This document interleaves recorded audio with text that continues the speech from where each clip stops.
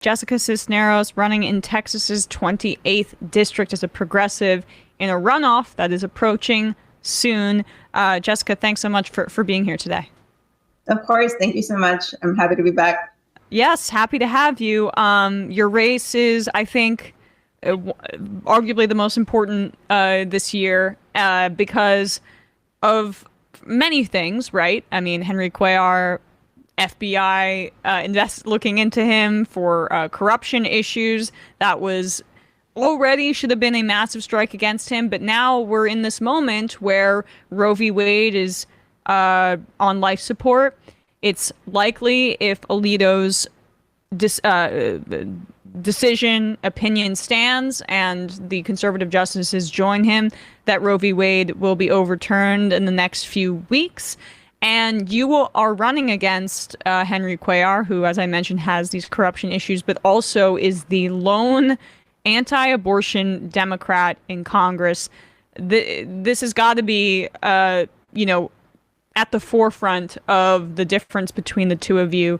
Do you mind responding a bit to the reports coming out of Politico about where the Supreme Court is going and how that fits into your race? Yeah, I mean, this is something that I have been bracing myself for quite some time. I have a few colleagues, friends who, do repro rights work here in Texas. And, even though after speaking to them, this was probably a likely scenario that the Supreme Court was going to rule in the summer and overturn Roe and Casey. I mean, it's just something completely different, just watching it happen, right? Like we are literally watching the fall of Roe, the erosion of our fundamental freedoms. And it's even more frustrating to know that after the Texas abortion ban was implemented last fall here in Texas, and then the House voted in response to that on the Women's Health Protection Act, Henry Cuellar was the only vote to side with Republicans and vote against codifying Roe. And I'm sure right now he's happy about all, what his role in basically eroding and leading to this point where we are seeing this very direct attack on our fundamental freedoms. And I think that this moment just really highlights the urgency and that we need a champion here who's going to fight for our rights in this district. And for us, that means winning on May 24th. The implications of this race truly go beyond South Texas. The last thing we want is to hold on to a slim Democratic majority and Henry Cuellar becomes the deciding vote, right, on our fundamental freedoms in this country, on our reproductive rights and the future of reproductive rights in this country. He could become a Joe Manchin of the House, and we can't risk that. Absolutely not. Talk a little bit about how the outcome will affect Texas and your potential constituents and your neighbors, because Texas, it was really the first state to get this going, and right. And so you're already, I'm sure, feeling the ramifications, and your constituents are. What's it been like as you've been on the campaign trail talking to women in particular about the outcome here? Yeah, I mean, this is an issue that we've been talking about since 2019 when I first decided to run, because we knew, Texas being, especially with the leadership that we have right now under Greg Abbott, and then the bills that were passed last summer during the Texas legislative session, we knew that we had to prepare. And I think part of the reason why processing this week and this news has been incredibly difficult is because it hits really close to home. I'm sure many of y'all heard a few weeks ago about the arrest of the young woman who went to the hospital. It happened here in Star. She was trying to, provide a self-induced abortion to herself. And she was prosecuted because of that. She spent a night in jail. She spent time in jail. And it's the reason why I'm saying I'm bracing myself for this is because we know what's going to happen. And unfortunately, if, this decision does come to pass and we have people like Henry Cuellar who are anti-choice and are going to do everything they can to prevent us from having access to healthcare, which includes abortion care, I mean, we're just going to be seeing a lot more of what we saw a few weeks ago here in Stark County.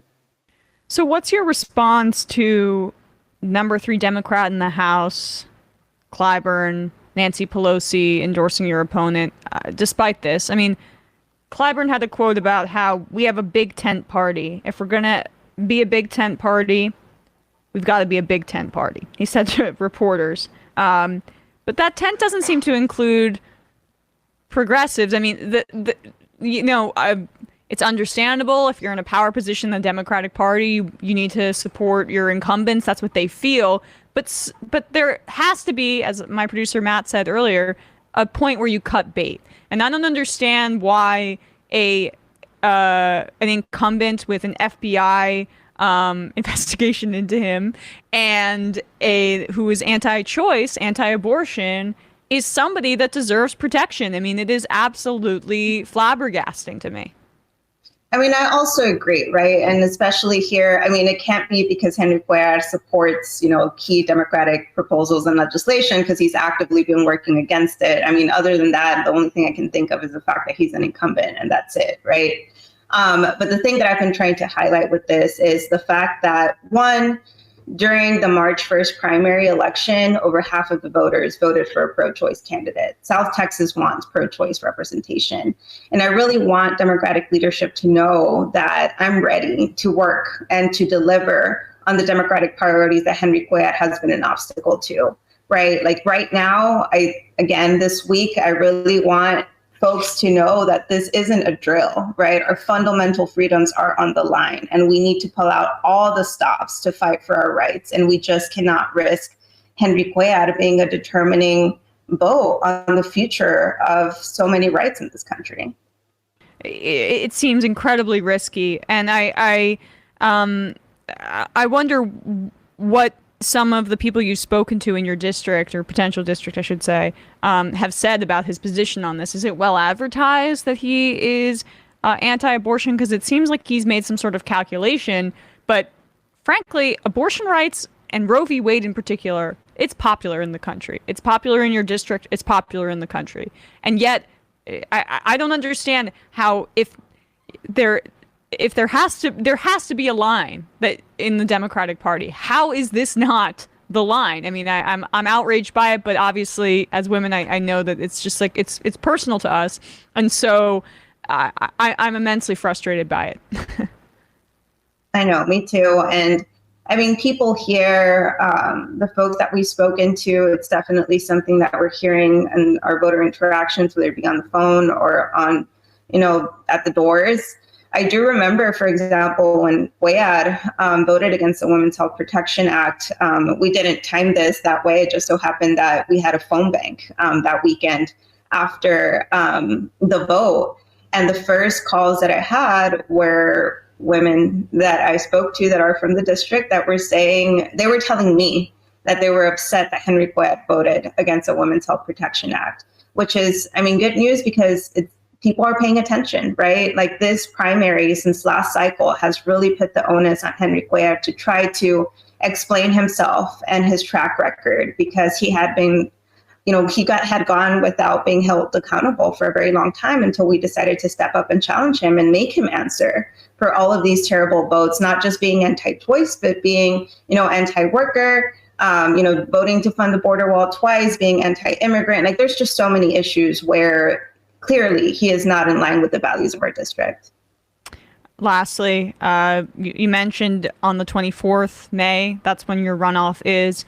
How are you feeling? What are some of the issues that besides, of course, these obvious distinctions between yourself and your opponent, what are some of the issues that you've been emphasizing with voters?